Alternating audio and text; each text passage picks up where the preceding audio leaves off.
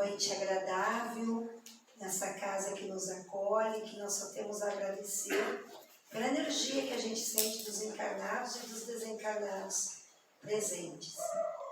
O convite dessa noite é para estudarmos a parábola das 10 virgens. Quem conhece a parábola? Levanta a mão. Tá melhor que em outros lugares, viu? Parabéns. Como entender a parábola das 10 virgens na atualidade? Primeiramente, a gente tem que buscar conhecer a parábola. Está lá em Mateus 25, 1 a 10. Então, o reino dos céus é semelhante a 10 virgens, que tomando as suas lâmpadas, saíram ao encontro do noivo. 5 delas eram nécias e 5 eram prudentes. As nécias, tomando as suas lâmpadas, não levaram azeite consigo, mas as prudentes levaram azeite em suas vasilhas juntamente com as suas lâmpadas. Tardando o noivo, disse Jesus, toscanejaram todas e adormeceram. Mas à meia-noite ouviu-se um alarme. Saí ao encontro, eis que o noivo chega. Então se levantaram todas aquelas virgens e prepararam as suas lâmpadas.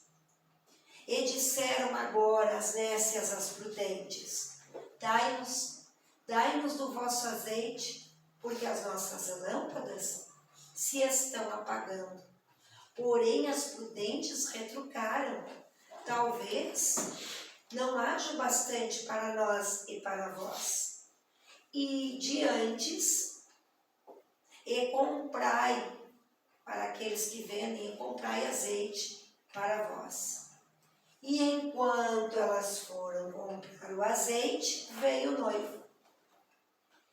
E as que estavam agora percebidas, prevenidas, entraram com ele para as bodas e fechou-se a porta. Depois vieram as outras e disseram: Senhor, Senhor, abra a porta. Ele respondeu: em verdade, eu não vos conheço. Portanto, vigiai, porque não sabeis o dia e nem a hora. O termo virgens aqui, a que se refere a Jesus, não é virgens de corpos, é um símbolo. Aqui simboliza a alma de quem procura se espiritualizar das corrupções do mundo. As 10 virgens e uma festa se explica, uma festa de bodas, porque era o costume judaico formarem as amigas, então, da noiva, um cortejo, recebendo o noivo à entrada da casa para introduzi-lo até a nubente. As lâmpadas, as tochas, os fachos, eram usados porque as bodas se davam à noite. Então era necessário aquele clarão para iluminar o caminho. O ensinamento é muito claro. Refere-se à nossa existência, a qual representa uma das oportunidades, e nós podemos dizer a mais preciosa, que nos é concedida. Que é justamente preparada, elaborada para quê? Para nos melhorarmos o nosso estado e condições. Aquele banquete, ele constitui ali para as donzelas uma ocasião para banquetearem, para festejarem. As prudentes aproveitaram o ensejo, enquanto as nécias perderam pela negligência, pelo descuido. E é precisamente isso que se passa com todos nós, passados aí os 2000 anos da lição do nosso Senhor Jesus. No meio que nós nos encontramos, uns tiram o devido proveito da encarnação, outros malbaratam em vão. Esses são os nestos, os outros os prudentes. Notemos que as virgens nécias, elas foram vítimas do seu descaso. E do que elas se descuidaram? Do principal. No caso, aqui em apreço na parábola, o azeite para o abastecimento das lâmpadas. É possível que elas tivessem bem trabalhadas as lâmpadas. Vai saber lá se não era de ouro ou de prata, mas faltava o essencial. Isso é o combustível para sustentar as lâmpadas acesas. Elas pretenderam que as suas companheiras, na hora H lá, fornecessem azeite. Mas as prudentes judiciosamente ponderaram naquele instante que se elas cedessem, poderiam faltar para elas e para as outras. Ou seja, que elas fossem obter pelo meio natural, que nesse caso seria ir comprá-lo. As loucas, tomando as suas lâmpadas, não levaram azeite. As prudentes, além do azeite, ainda levaram uma reserva. Durante a espera do noivo, mandava a prudência que tivesse uma reserva do combustível. As virgens que não agiram assim, revelaram ignorância, insensatez. Mas o que simboliza para nós as lâmpadas que as virgens portavam? Perguntemo-nos agora, o que ilumina, o que aquece a alma, o que não nos deixa perdidos em trevas nos caminhos da vida? O que nos reconforta, o que anima o nosso coração? É a fé religiosa, por isso nós escolhemos esse capítulo que ela leu. É a fé religiosa, a convicção que nós temos sobre as coisas espirituais. Assim como a lâmpada se alimenta do azeite, a chama da fé também precisa de combustível para que se sustente. E qual será o azeite, ou seja, em que a fé se mantém? Ela tem o seu alimento no conhecimento sobre as coisas do Espírito. Interessemo-nos pelas coisas espirituais, como nessa noite. Cultivando o estudo, essa casa mesmo, né? Falava que tem estudo na terça, na quinta. Depois me corrija se eu estiver correto, mas tem estudo. Nos convidando à meditação sobre as coisas transcendentes, sobre as coisas divinas que regem a nossa vida, para que nós tenhamos essa fé, que ela fez a leitura do Evangelho, essa fé firme, essa fé raciocinada, que possa sim enfrentar a razão, como nos foi pedido em qualquer época da humanidade. Nos foi pedido pelo Espírito Verdade, amai-vos, é o primeiro mandamento. E o segundo, né, é instruí-vos, amai-vos, instruí-vos. Então nós vamos deduzir dessa parte da parábola que nós não podemos tomar por empréstimo o combustível destinado a alimentar a luz do Espírito. Cada um tem de conseguir. E como conseguir? Por esforço próprio. É o único processo, é o único meio de adquiri-lo. Nós não vamos nos salvar ou nos habilitar ao reino dos céus por méritos de outrem. Então eu sempre dou o meu exemplo para não pegar o exemplo dos outros, né? Falar dos outros é fácil. Eu tive uma amizade, uma proximidade muito grande com um missionário que muitos de vocês conheceram, o seu Hugo de Cambé, né? O seu paizinho, até fizemos a festa dele, a comemoração aos 100 anos, onde ele teve lá suas filhas do lar presente. Algumas das filhas, não é? Mas não é porque eu conheci o seu Hugo que eu tenho conhecimento dele. E não é porque eu partilhava de amizade com ele que ele vai estar lá me esperando na hora que eu desencarnar. Tomara esteja, né? Mas a gente cria uma ilusão. Nós temos um trabalho no sábado no Amor e Caridade, o Cláudio conhece o trabalho de fluidoterapia. Há muitas pessoas que trabalham com a cura e que acham que o Dr. Bezerra vai estar lá tocando bandolim, esperando um cortejo. Não é assim que funciona. Então, nada nós vamos conseguir apelando pela qualidade e virtude dos terceiros.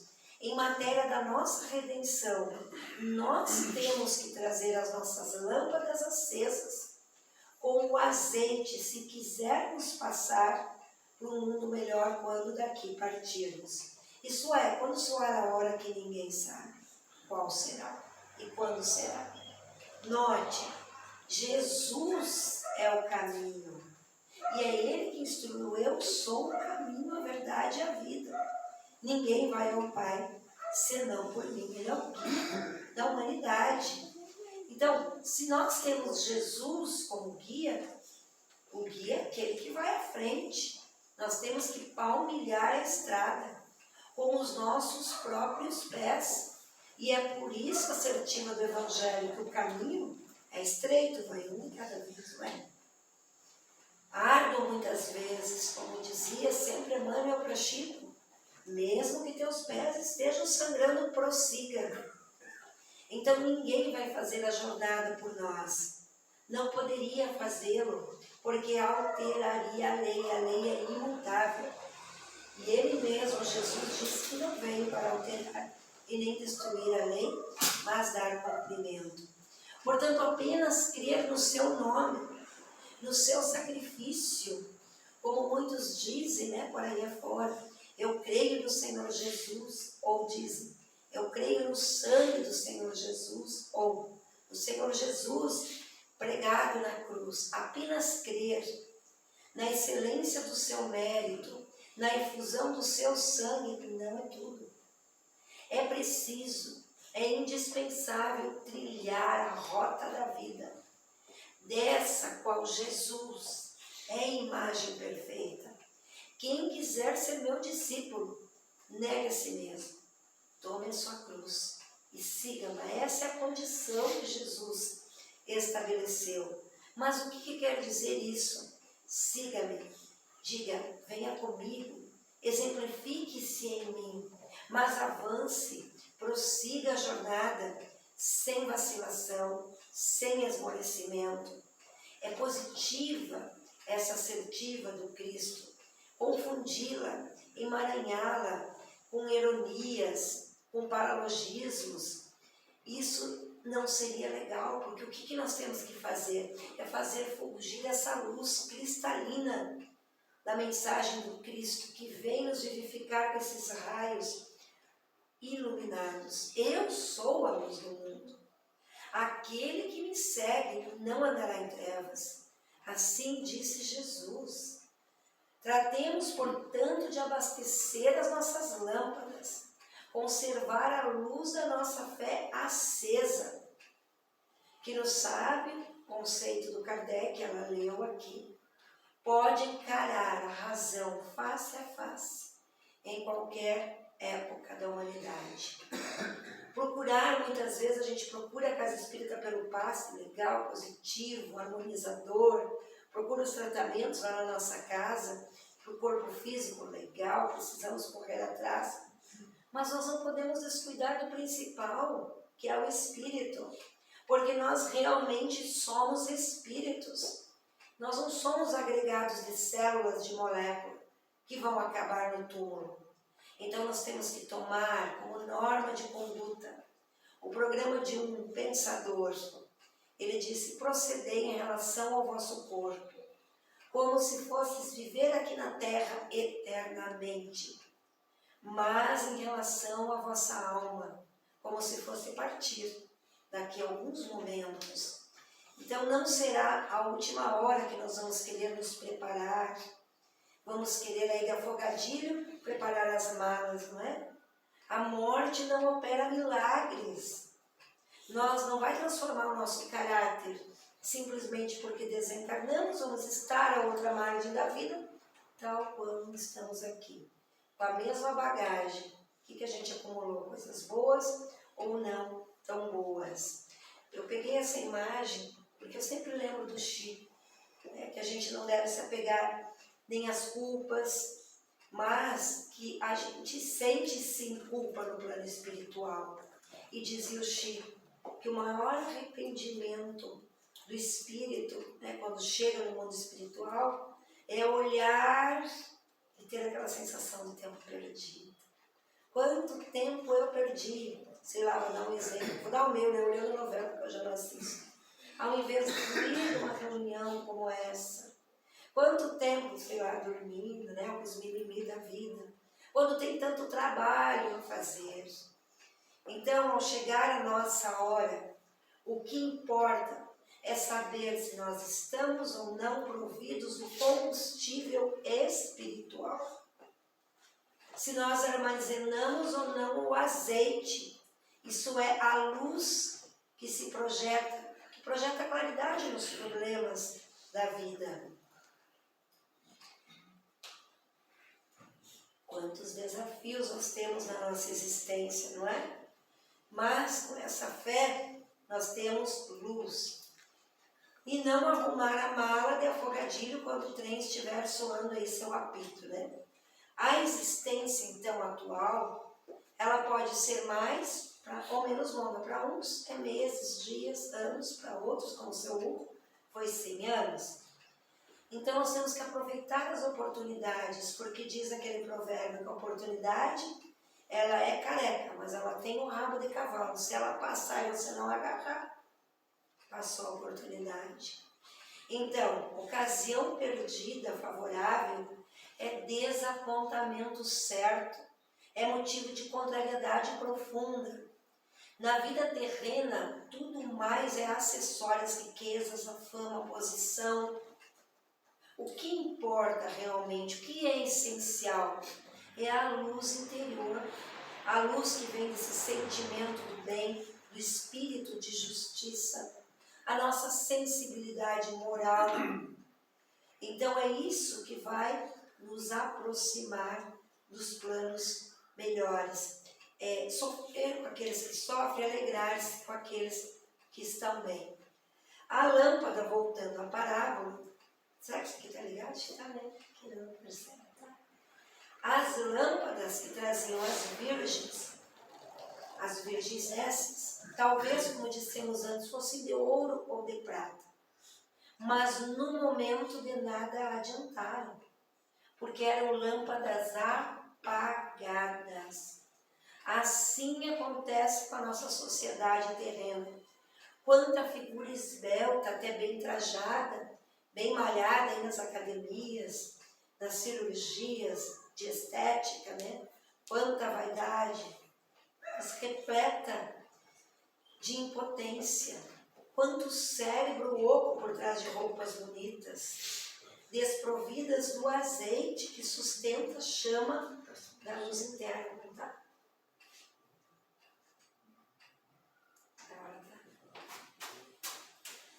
Quanto coração pobre parece que melhorou, de sentimento vazio, vazio de amor.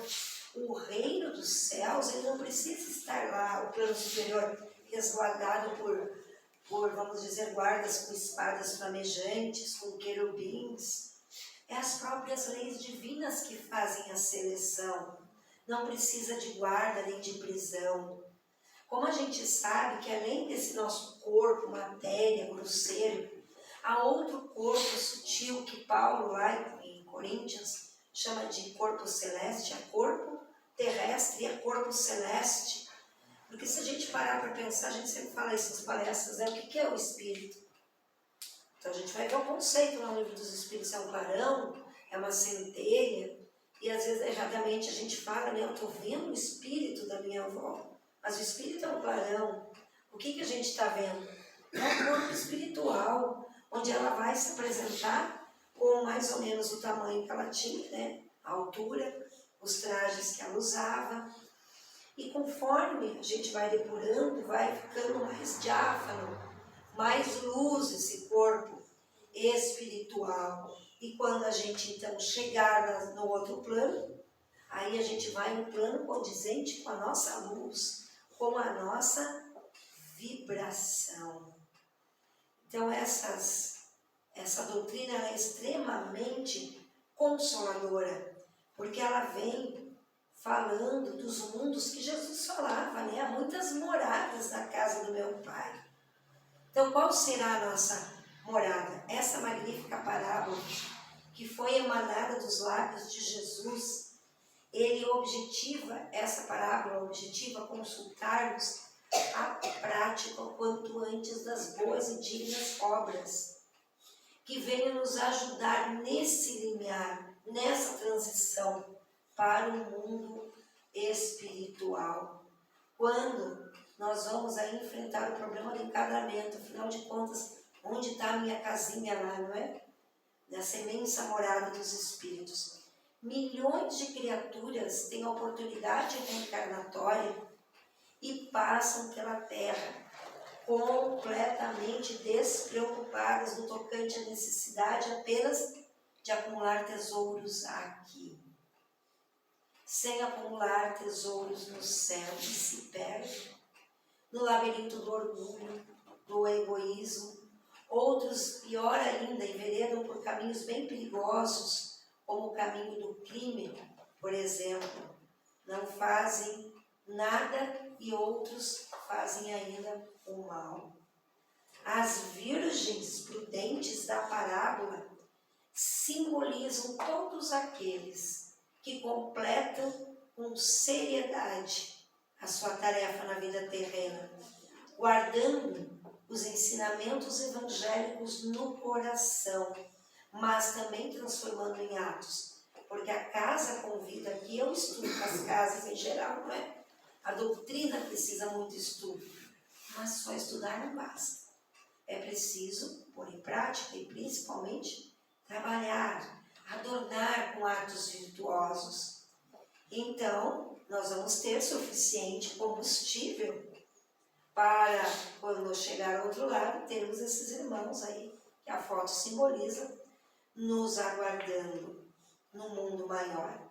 As virgens prudentes significam aqueles que simbolicamente passam pela terra sem ter praticado absolutamente nada de edificante.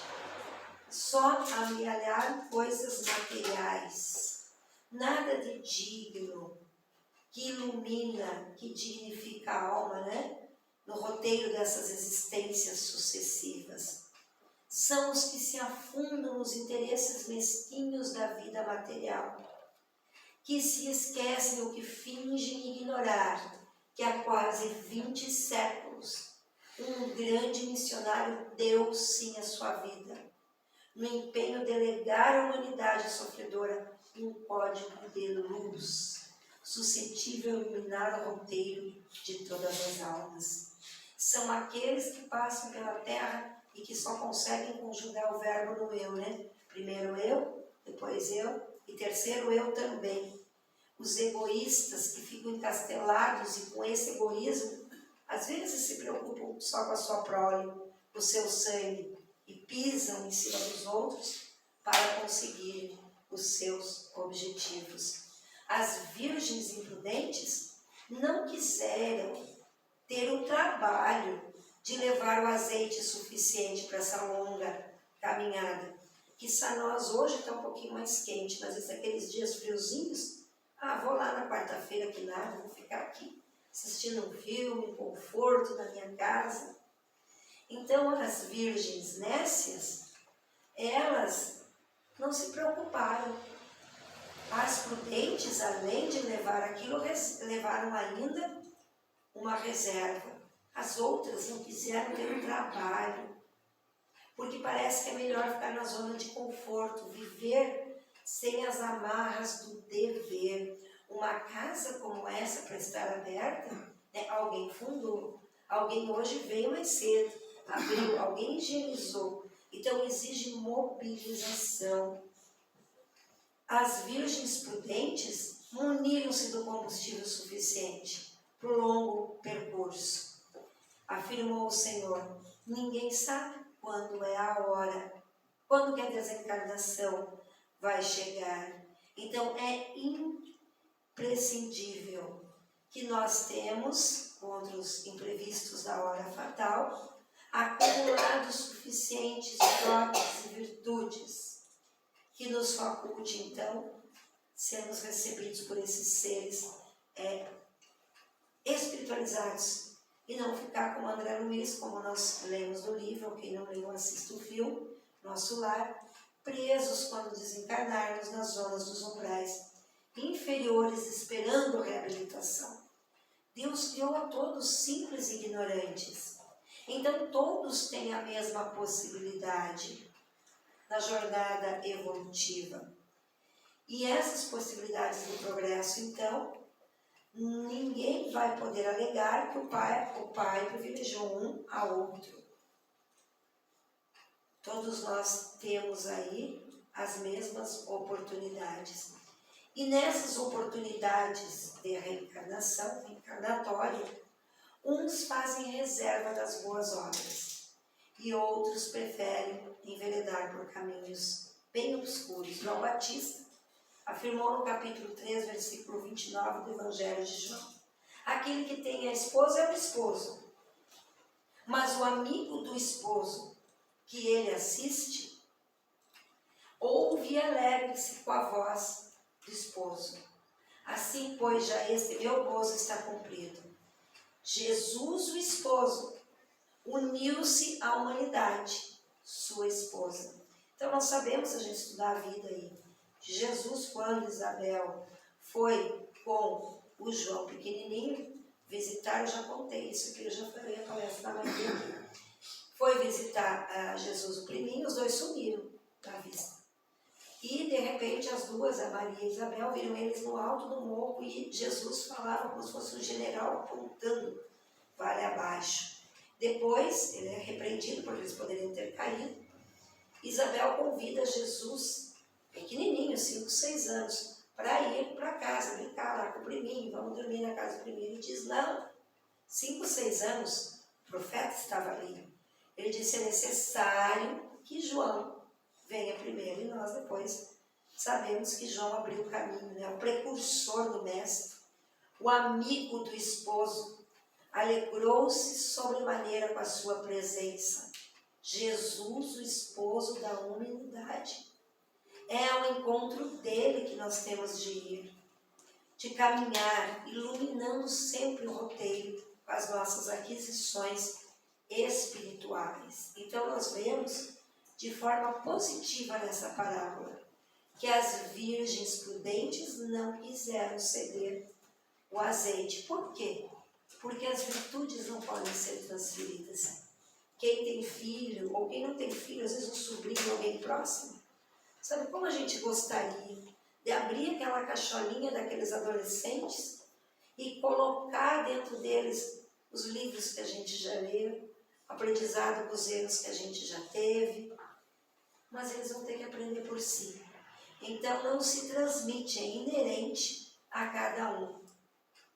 O acesso aos planos superiores foi encontrado vedado pelas virgens imprudentes, que tiveram que voltar à Terra, reencarnar, novas lutas reencarnatórias, para soerguer os seus espíritos, e pela dor e lágrimas, muitas vezes, aprender que é necessário comprar azeite suficiente.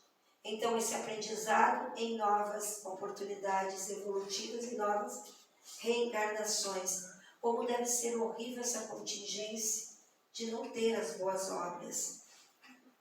Outro item que às vezes nos confunde é que as virgens saíram ao encontro do esposo. Na ignorância a gente pensa, será que ele ia casar com 10, né? É tudo simbólico. Naquela época, já no tempo de Jesus, os judeus já não eram polígamos. Havia, sim, a possibilidade do divórcio. Porém, procuravam seguir a recomendação. Ninguém seja infiel à mulher da sua mocidade. Está lá em Malaquias.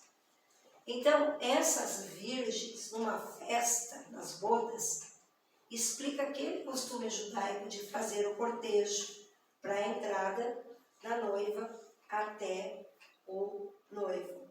O noivo até a noiva, né? Hoje em dia é o contrário que a gente faz. E as tochas porque era à noite. A imagem de casamento, de núpcias, de bodas, muitas vezes foi empregado por Jesus. Comparativamente, festim das bodas, Mateus 22, Paulo, Efésios 5, João, Apocalipse. O que significa isso? Casamento, união simbólica do pensamento divino com a humanidade, sendo Jesus o noivo, o esposo, que traz essa ideia divina para a igreja, para o agrupamento daqueles que creem. Então, a figura da Nova Jerusalém no Apocalipse anuncia uma nova era, realmente cristã, quando a humanidade espiritualmente mais evoluída já tiver assimilado o pensamento e o sentimento e a ação do Cristo. Quem se resguarda então dos desvios morais participará da instalação desta era novamente cristã. Continuando, o mestre disse o seguinte: e tardando o esposo, toscanejaram todas, adormeceram, como demora para acontecer as bodas espirituais. Como está demorada essa nova era tão encantada por João, Apocalipse e por todos esses anos, principalmente agora na doutrina espírita. A nova era, a regeneração, mas parece que nunca chega. A gente olha aí fora e até duvida. Como tem sido longa a espera, árdua. Às vezes a gente chega até a falar, blasfemar, né? Só cair numa bomba, já ouvi pessoas com conhecimento dizer isso aqui. Só cair numa bomba. A gente se pega pensando quando que o mundo vai mudar. Quando que a humanidade vai se tornar mais correta, mais bondosa. É triste. Chega a ser muitas vezes desanimador. E isso vai baixando o nosso padrão vibratório. E é na nossa conduta lá fora, no dia a dia, nós que já temos um conhecimento, acabamos querendo agir como aqueles que nada conhecem da vida espiritual. Então, Jesus simboliza a nossa atitude ante a demora da chegada do bem, dizendo que as virgens toscanejaram e adormeceram, quer dizer, foram das pequenas vigilâncias até a total acomodação. Todas elas falharam. Como nós somos invigilantes. Mas à meia-noite, hora simbólica, hora muito predita por Dr. Bezerra de Menezes, Comunicações por Divaldo. Há um tempo atrás ele dizia, falta 10 minutos para meia-noite, a gente fica pensando, nossa, acho que agora já está faltando 2 ou 1 minuto, sei lá, como é que está esse tempo, Jesus? Mas à meia-noite, ouviu-se um clamor, aí vem o esposo, sair ao encontro. Meia-noite, hora simbólica das trevas, é o fim da noite. Um dia novo está começando. Haverá uma época que, embora ainda trevosa, já será o advento da nova era. E é um clamor, e se ouvirá o advento, será bem proclamado o sermão profético, falando da vinda da Filha do Homem. Jesus virá, mas ele não virá tocando trombeta, juntar os escolhidos. Não esperemos por sonidos marciais, prestemos atenção nos clamores das pessoas, da sociedade, nos clamores da natureza. Quem de nós conseguirá continuar dormindo com este barulho das dores e clamores da casa humana? Então todas as virgens se levantaram, prepararam as lâmpadas. O despertamento espiritual se faz por causa do aviso, do clamor das pessoas. Basta ver, nós passamos por uma pandemia, ainda estamos passando. Quanta dor ao nosso redor, quanta perda de entes bem-amados e queridos. Então as pessoas começam a acordar da descrença, começam a procurar isso que ela leu no início, a fé, a buscar maior vivência espiritual. Mas muitos na hora H sentiram que a fé que eles tinham era pouca. E aí não conseguiram fazer brilhar, arder, que aquele pouco conhecimento advindo aí do passado, que achavam que fosse capaz de sustentar nesta hora, de enfrentar essa longa espera, não conseguiu se sustentar na sua fé. A evolução científica, tecnológica, a transformação dos costumes acarretam situações inusitadas e novas. Nós temos aí cada vez mais e complexos problemas, né? Depressão, ansiedade, e quiçá agora na pandemia até o aumento do suicídio. Não consegue subsistir aquela dor, aquela provação, porque o momento requer mais azeite, maior e melhor conhecimento espiritual, senão as lâmpadas da fé se apagam. E as loucas disseram naquela hora às prudentes: dai do vosso azeite, porque as nossas lâmpadas estão apagando. E diante dos acontecimentos da atualidade, os que não tiverem suficiente embasamento para a sua fé, por isso a leitura foi providencial, a fé verão nessa hora desarvorar e sucumbir.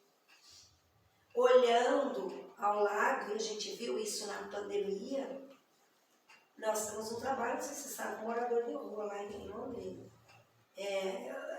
Dava pena, porque sumiu todo mundo. Os espíritas, eu acho que foram os primeiros, mas não estou aqui para julgar. Falando que nós temos a nossa parte, mesmo com pandemia, com lockdown, nós íamos para a rua. E eles não tinham que comer, porque eu estava com medo na minha casa. E aquele estabelecimento, por ordem, é claro, das autoridades, como o nosso também fechou, nós temos um restaurante. As pessoas às vezes ficaram ali, né, os pedintes, e sempre ganham um troquinho quando alguém sai num lanche, num restaurante, mas fechou tudo. E eles tinham fome. Então, muitas vezes as pessoas olham para aqueles que são capazes de socorrer e de amparar os mais fracos, os sofredores, e dizem assim: como que você se mantém sereno? Da onde você consegue essa força, essa paz? E como as virgens loucas pedem: dai do vosso azeite. Mas as prudentes dizem: não, seja o caso que falte para nós e para vós. A resposta parece descaridosa, materialmente se justifica. Na tentativa da divisão poderia faltar para todas. E espiritualmente também nós vemos que a assertiva está correta. Cautela espiritual, porque fé e conhecimento não pode ser doado de um para outro, como falamos antes. Pode sim, vir aqui dar um ED, né, uma aula, mas a gente tem que fazer o esforço de vir, ou se é pela internet, de acessar o aplicativo e de não dormir na frente da aula, ou na aula mesmo, presencial, não é? A gente tem que ter o nosso passo. Então foi o que elas orientaram, as loucas, que fossem comprar e quem vendesse, comerciantes do ramo. Mas conhecimento espiritual na hora H, quem venderá?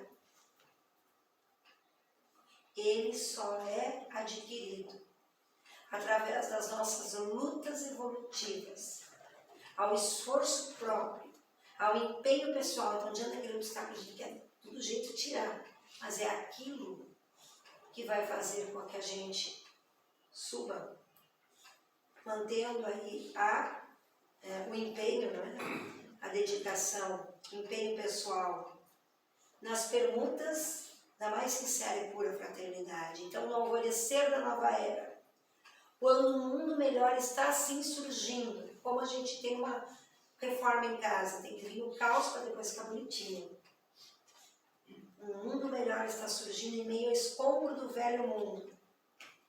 os transtornos necessários a essa construção. Precisamos agora de azeite do conhecimento espiritual para enfrentar a realidade atual que é de transição. Voltar ao estudo das coisas espirituais que nos proporcionam aprimoramento moral e ao exercício da fraternidade que vai coroar, que vai consolidar.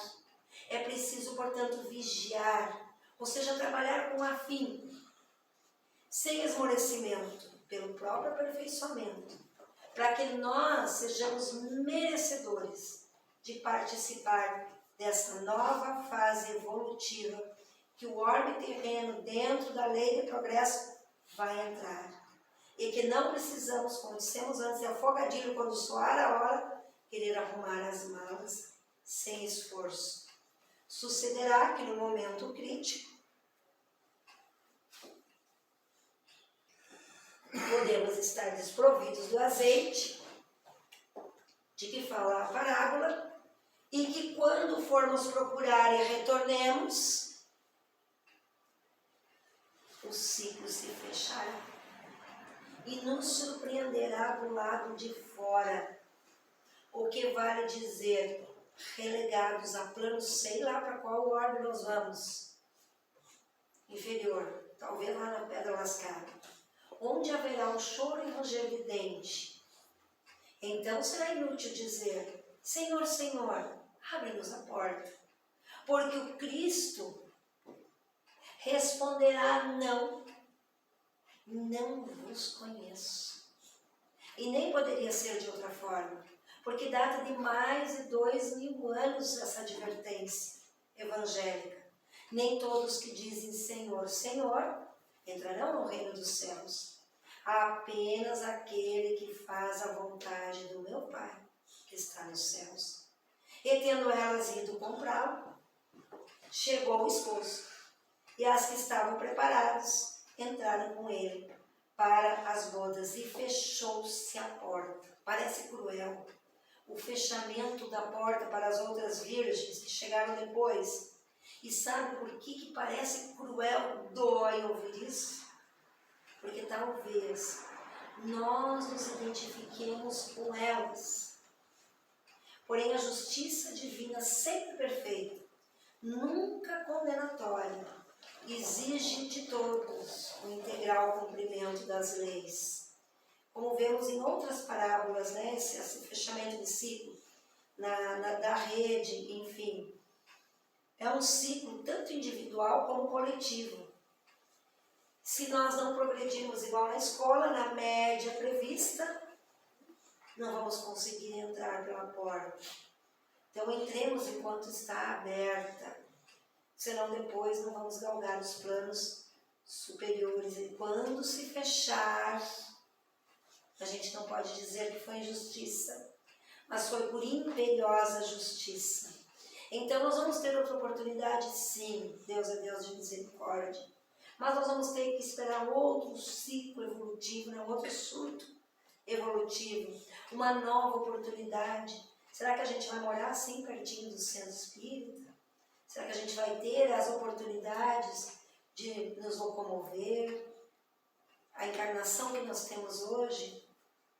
Então, uma nova oportunidade de entrada nos será concedida no plano superior, mas para isso nós vamos ter que ter o suficiente azeite.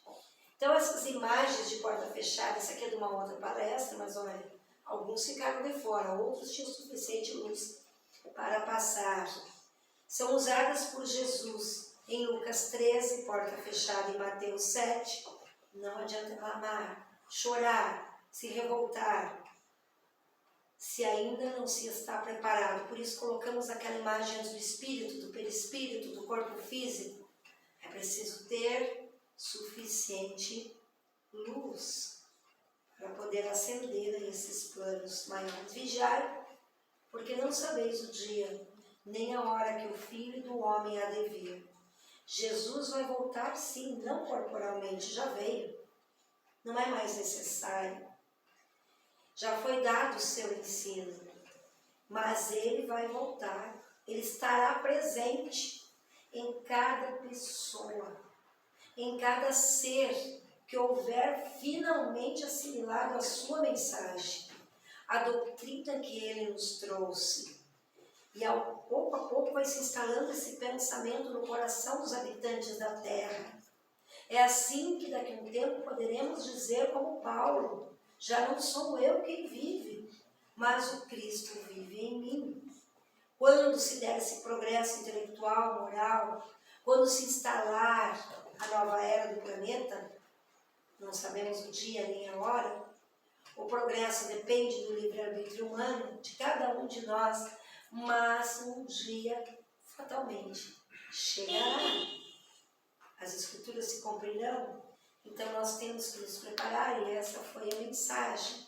E para finalizar, almas, todos vocês, almas, né? Espíritos encarnados, almas desejadas do bem, procuremos manter a pureza dos sentimentos, dos costumes, sejamos cautelosos, prudentes, vigiemos e oremos. Busquemos o conhecimento, porque há muito conhecimento sobre a vida imortal. Abastecemos de azeite a nossa candeia, desse azeite divino, para que a nossa fé não se apague e a sua luz possa brilhar sempre firme. Ainda que os outros estejam ao nosso lado desistindo, nós continuaremos firmes, fiéis no amor de Deus e ao próximo, acolhendo o pensamento de Jesus na mente e no coração, colaborando para que ele entre na casa da humanidade e aconteça enfim a sublime união de todos com o Cristo de Deus. É um novo tempo de um superior ciclo de vida, que nós inauguramos na Terra, a verdadeira era cristã, com os atos, virtudes, principalmente de fraternidade, para fazer surgir um mundo inteiramente novo, em que finalmente reine a paz e a luz, e viva o amor. Pela paciência de vocês, muito obrigada. A voz do